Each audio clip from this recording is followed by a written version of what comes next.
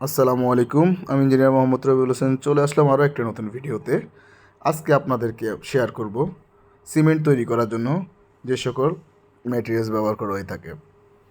সচরাচর আপনারা সিমেন্টের ব্যাগের মধ্যে সিমেন্টের ম্যাটেরিয়ালসের পরিমাণ লেখা থাকে, কিন্তু আপনাদের সাথে আমি আজকে দেখাবো র ম্যাটেরিয়ালস। সিমেন্টের মূল উপাদান হচ্ছে ক্লিংকার। ক্লিংকার তৈরি করার জন্য calcium oxide 67%, silica 22%, aluminium oxide 5% এবং অন্যান্য উপাদান 3% ব্যবহার করা হয়ে থাকে। এখানে আপনারা দেখতে পাচ্ছেন ক্লিংকার, জিপসাম এবং লাইমস্টোন।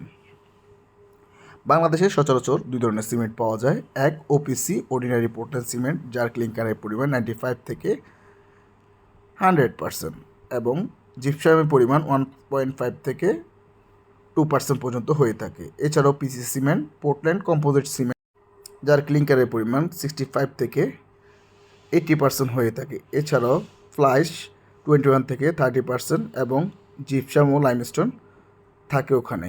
আপনারা আমার হাতে দেখতে পাচ্ছেন এই স্টোনটা, এটা হচ্ছে লাইমস্টোন, আর একটা যেটা প্রথমে ধরেছি ওটা হচ্ছে জিপসাম।